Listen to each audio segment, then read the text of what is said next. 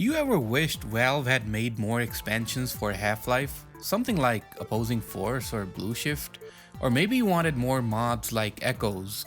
Well, do I have a piece of advice for you? Go play Delta Particles. Yeah, just go do it. You'll love it, okay? Bye. Oh, why, you ask? Well,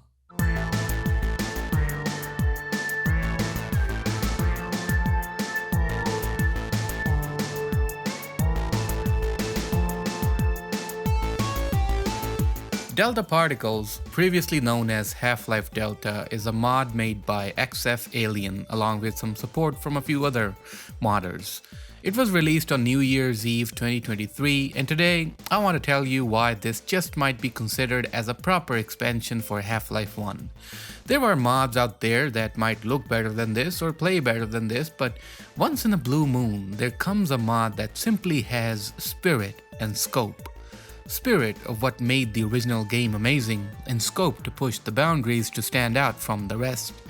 The mod tells the story of Nick Farrell, an employee at the Delta Base, a research facility competing against Black Mesa in the realm of teleportation, arms manufacturing, and so on.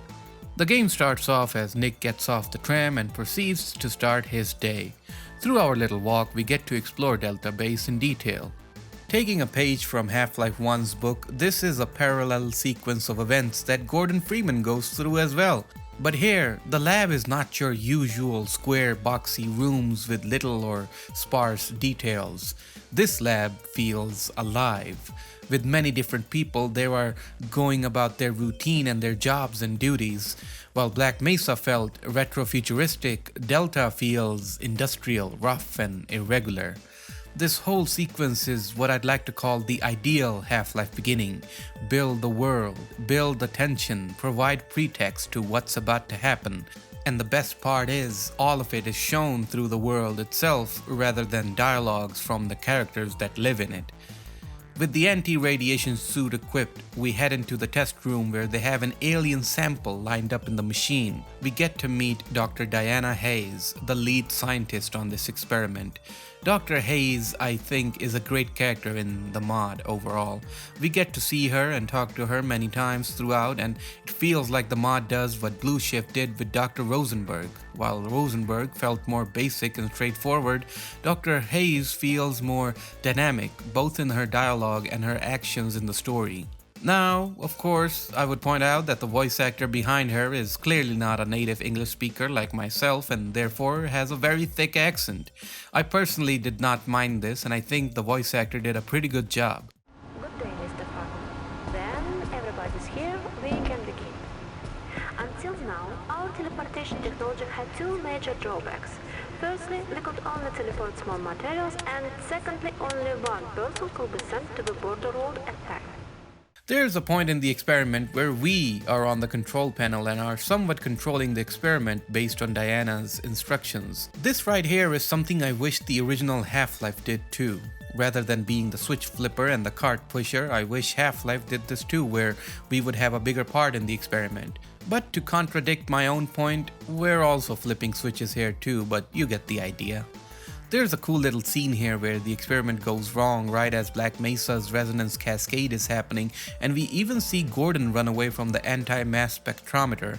This out-of-body experience we have was a really nice touch in the game. Knocked out, we finally come to our senses a while later. Most of the people are either dead or missing, and Diana's nowhere to be seen. Traveling through the vents, we get to meet another scientist and a security guard who uses HECU soldier lines.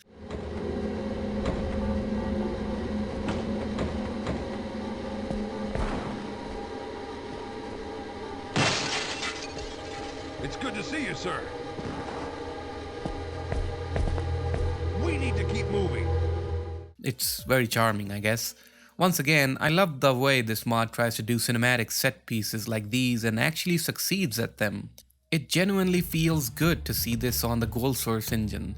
In Half-Life 1, we did have sequenced events like these too, but they were again simpler. Then we find our first weapon. Any Adrian Shepard fan would recognize it, a wrench. We also see a new enemy type, a charging zombie. He runs like a gnome but looks like a zombie. It isn't much of a threat, but it is kinda scary to see him charging at you. Delta's visuals are absolutely brilliant if we remember what engine it's running on. The mod also uses detail textures, which tends to make the textures look much more sharper. Another thing to note is that it's also using Spirit of Half-Life. Basically, Spirit adds and improves upon the Gold Source engine and might be the reason why the mod looks so detailed and quote-unquote modern. There's also other options as well, like Trinity, Zash 3D, which is basically a separate engine, and Sprinity, that fuses together both Spirit and Trinity. These are all great options if you want to make a mod for Half-Life 1 with some fancy features. Going down a ladder, Nick falls off and knocks himself out again. We're then rescued by a security guard and a scientist. Waking up in an infirmary, we get back up and get strapped. Let's talk about the weapons in Delta. The first firearm we get is the Glock from Half-Life. It sounds punchy and has a nice custom animation to it. It also has a burst fire mode. It's the go-to weapon for saving ammo and taking out enemies at a distance. Then there's the classic SPAS 12 shotgun. It has a normal attack with the pump, but an alternative attack that's semi-automatic but less accurate. It sounds absolutely badass and is super fun to use. Then there's this submachine gun that I don't really know what make or model it is. It heavily reminded me of Halo because of its futuristic look. Later on, we find a revolver with a scope. It's a heavy-duty, accurate firearm that can deal a lot of damage, but is slow to use. The Desert Eagle is similar, but it's more faster, but it doesn't have the range. The M4 is a high-powered assault rifle with a grenade launcher that just might be the best weapon in the game. Then there's a Barrett sniper rifle that absolutely annihilates the shit out of the enemies. And finally, the light gun. I love how, like Doom 3's BFG, you get to see it mentioned first before you actually get to use it later on. The light gun is basically the BFG of this mod that deals the highest damage. There's also explosive options too, like the C4, which is a replacement for the satchel charge from Half-Life, the grenades, and the rocket launcher.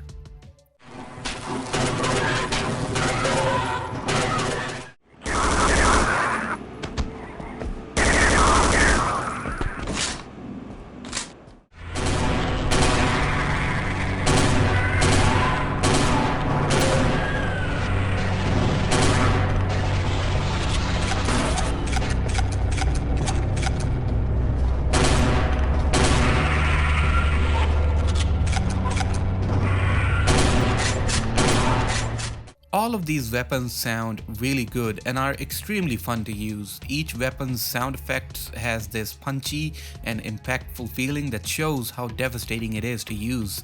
Along with that, their animations, even though not as fancy as one would like, have a really nice charm and personality to them. It's like a homemade pizza. It is pizza, but you made it at home, if that makes any sense. So, stepping out of the infirmary, we don't really have a goal but to get to the surface. Now, Delta does something great with its world building. It showcases how the lab is crumbling because of the failed experiment and the invading aliens. Apart from the appearance, the lab itself rumbles every so often, and the debris falls from the roof, and coupled with the dead bodies, the blocked hallways, the failing machines, it all adds up to make this atmosphere of being lost within this giant facility, a feeling of being alone and scared of whatever lurks behind every corner.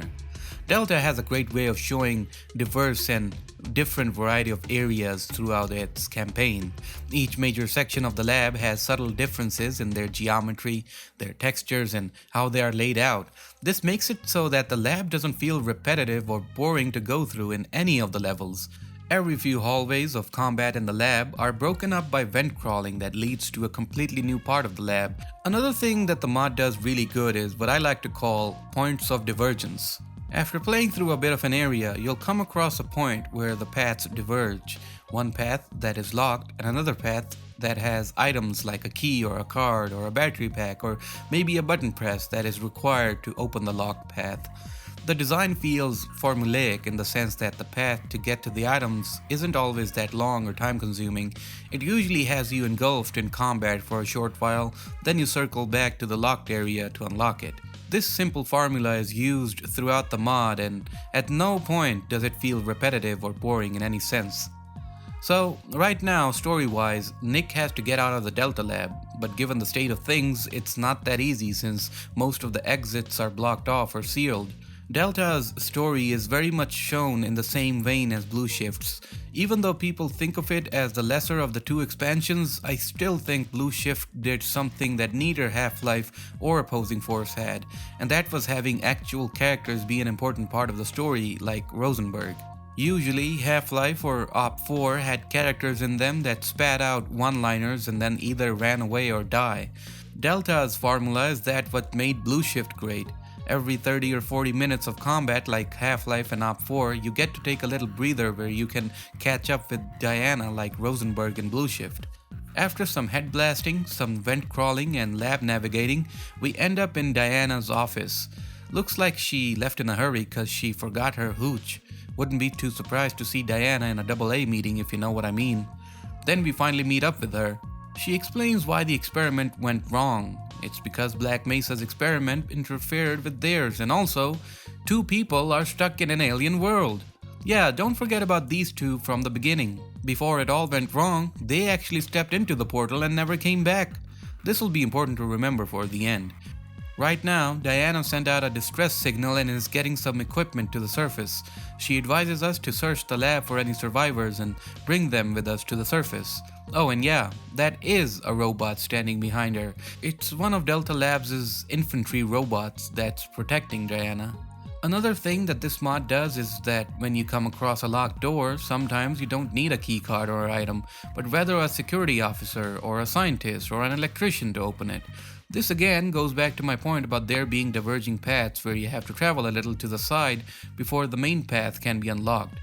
Now I know I usually call this kind of gameplay design padding or time wasting, but here it doesn't feel like that. Here it feels like you're accomplishing something, doing something valuable. So we find Security Man who can unlock the door we saw earlier, so we lead him to it. Rather than going back the way we came, the Security Man blows up a steel reinforced door with C4. What a madman, Lamau! Then we get on a tram, and since Security Man doesn't have the AI to board trams, we leave him behind. He waves us goodbye and we go on ahead without him. Even alone, he fights on, kicking ass. Godspeed, you magnificent bastard.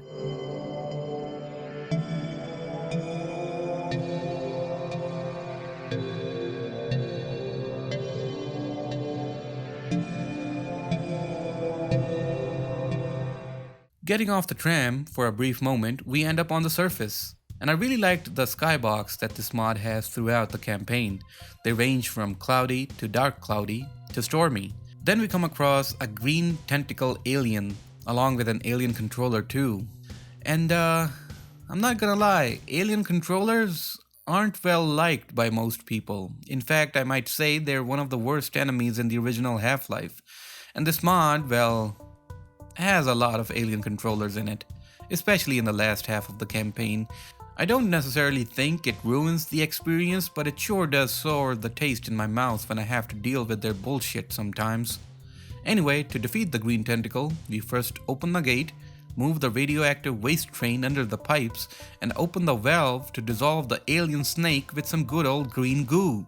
Solving this took me longer than I'd like to admit, but honestly it wasn't a really difficult puzzle. A little bit of tinkering solved the issue.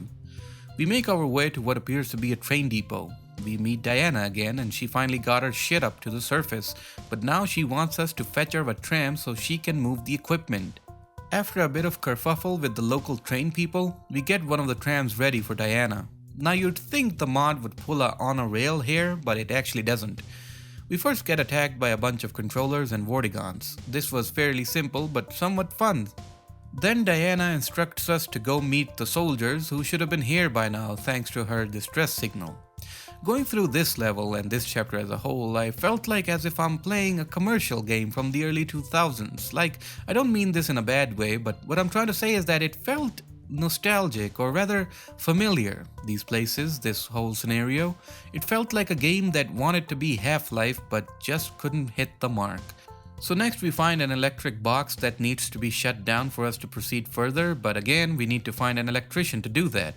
Again, path divergence like I mentioned before, but the mod finds ways to spice things up by letting the player go through new and interesting little sections and then putting them into deadly encounters with the aliens. Most of this chapter consists of us going through this outside area while occasionally stepping inside for resources or to get a newer part of this outside area. Then comes an underground area which I actually kinda liked, even though I don't usually like these areas in other games. It even had ghost zombies in it. These are basically the charging zombies, but they have this invisibility vest on, so they're transparent and hard to see.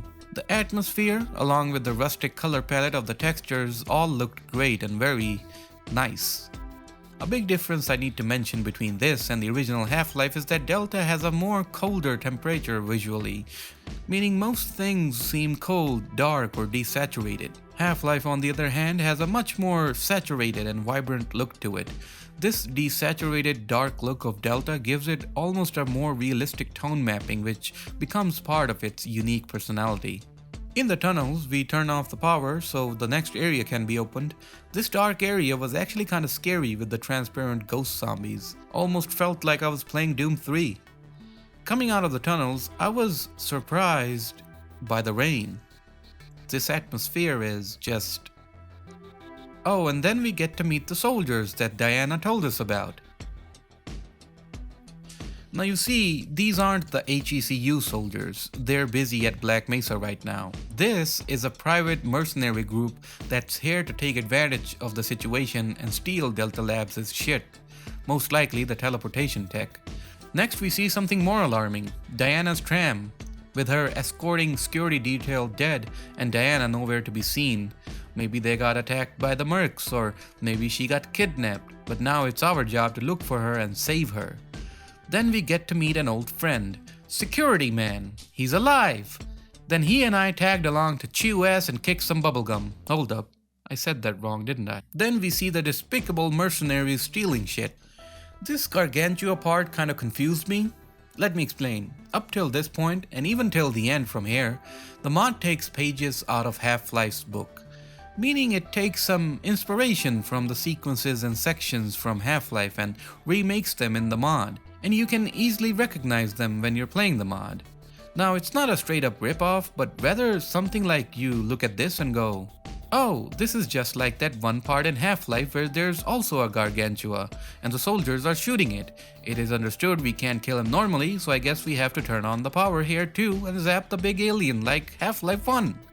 But no, the inspiration only ends here at the starting part with the Gargantua and the soldiers shooting him. Basically, all this long explanation is basically my way of saying my dumbass spent running around this place trying to find the zappers that would kill the Gargantua. Turns out, I just needed to shoot him multiple times with the rocket launcher. After killing Big G, we turn off the power and open the gate where we find Diana just sitting alone with this injured security dude. Once again, Diana is used as a story propellant and tells us to get to the helipad to call out another distress signal, since only that radio will work now. She, on the other hand, will try to get to the old teleporter to save those two dudes from the intro. This mod does a great job at pacing itself. It never stays too much in one place, it never reuses the same trope again and again, and even if it does, like the diverging paths, it does it in a way that's always refreshing and it's never the same thing twice in a row. Now, here's this cool little section where you have to lower the generator's power level so it doesn't zap you to death. This is another part where I just stopped and took in the ambience of the location. I love it when mods in Gold Source try to implement some sort of atmosphere and in this case succeed. Now we're in the office complex. It's like the original office complex chapter but much more fancy looking and larger. It provides for some real enjoyable close quarters combat with the aliens and the mercenaries. Then we come face to face with another new enemy type. Evil robots with guns! Both the mercenaries and the robots work like the HECU soldiers do. There's not much of an AI change for these enemies. There's also a tank here, but I didn't have time for that. This next gunfight was really awesome. There's aliens and mercs, it's like a triple threat match, and then there's a Humvee with the machine gunner on top, and then you blow it up. Like, man, it makes you feel like a proper badass. The awesome thing about the later encounters is that they really do test your skill and aim. While it might be a bit too much for some players, if you enjoy a challenge, then this will definitely give you one. We finally reach the helipad where we find a new toy to play with, a goddamn Barrett sniper rifle.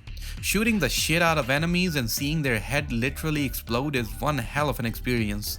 Fighting our way to the radio room, we send out the second distress signal that Diana asked us to send.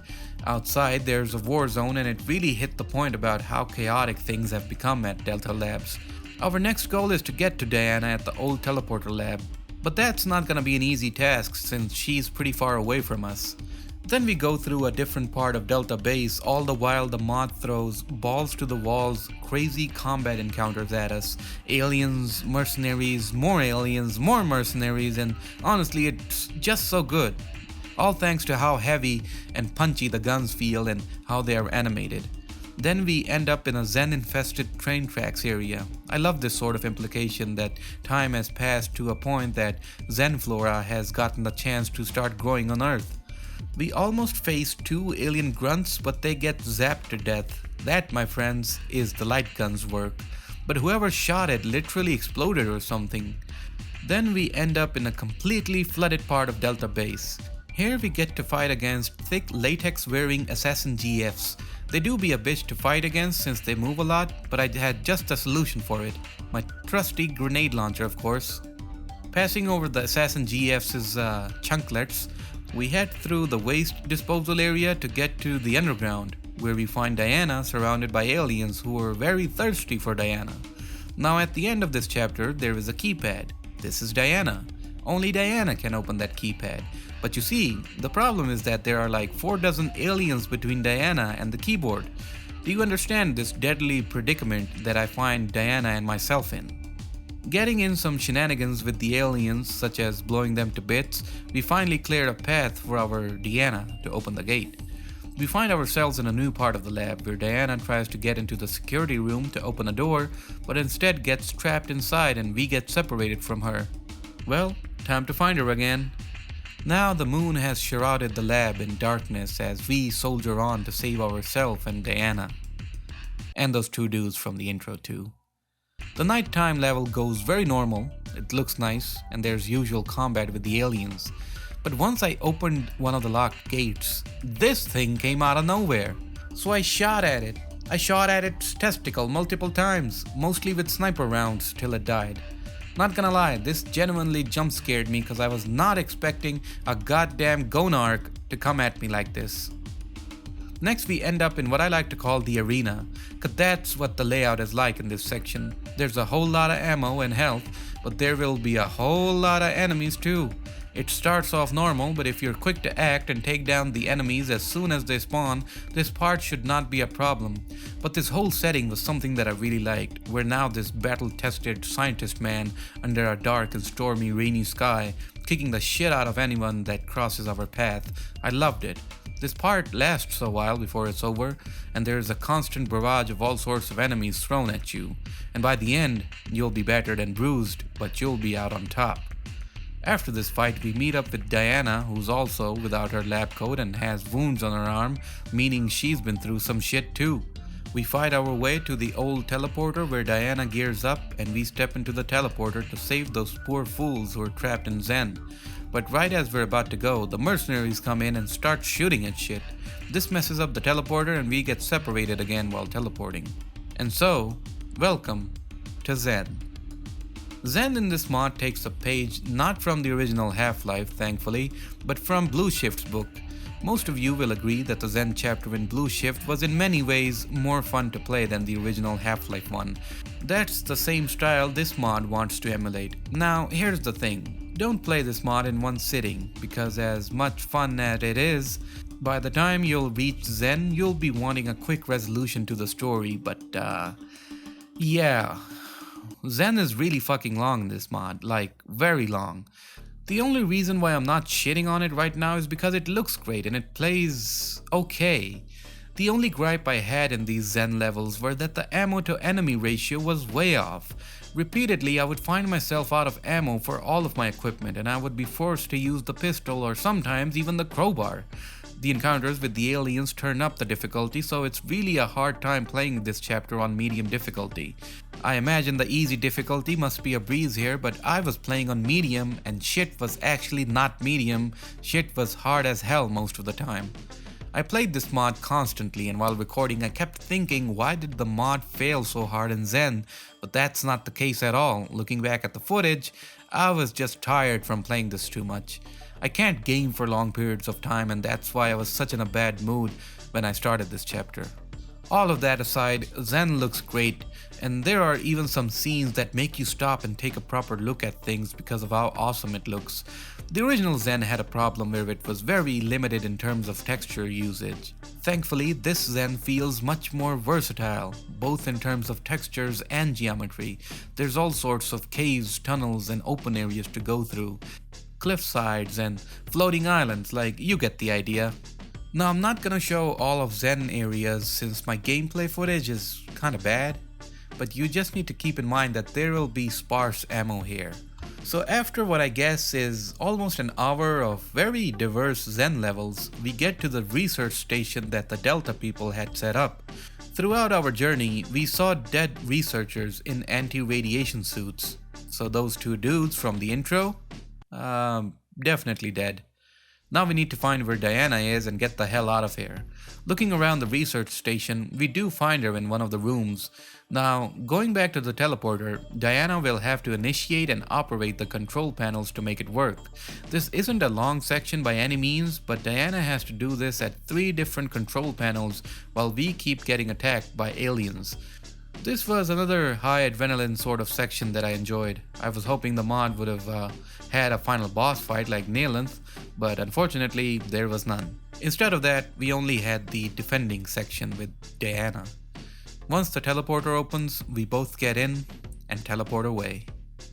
This was a fitting ending, a somber moment where our heroes meet an unknown fate. But I had a gut feeling there would be a post-credit scene, and there was.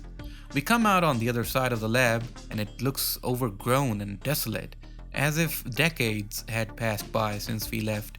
Slowly going through the place, we try to get out of it, only to see this. This is also a very fitting ending, but you know what I was imagining? That when we came out of the teleporter 20 years later, or whatever, and right as the gate opens, we'd see a bunch of Combine soldiers approaching us to arrest us or something. I don't know. I think it would have been cool to see that and link this mod to Half-Life 2 like that, and maybe have a possibility of a sequel to the mod on the Source engine. I don't know. I'm just talking out of my ass. But yeah, that was Delta Particles, a mod that I like to call an unofficial expansion for Half-Life, just like previous masterpieces like Half-Life Echoes or Hunt Down the Freeman. It plays like it's an officially sanctioned expansion that a game studio like Gearbox made, but it's just one madman assisted by a handful of people. Great job on the mod, XF. This was one hell of a memorable experience and a great way to start my new year. And that's pretty much it for Delta Particles. Definitely give it a check if you're interested. Link's gonna be in the description. And thanks for watching, and a big thanks to these benefactors for supporting the channel. Nicholas Go, Imperial Embers, Unusual, T-Boy301, Tombstone, Jack5282, Taiwanesium, Bubba, Quiltman, 501st Clone Boy, Interloper CS, TTG, Robocop, Noel, Nobody Important, Franco Senlehi, Cheemsboger, Justin Imbergriff, Tedosaur, Otakan Nachos, Lambdre, Roadkill, Walter, Hobgobbies, NoClick, Geode, Fisher Grice, Hawk Assault, Mr. Spaban, Jelen, A Normal Street Lamp, Tierwar Droid, and Bipolit. Thanks again, and see you in the next one.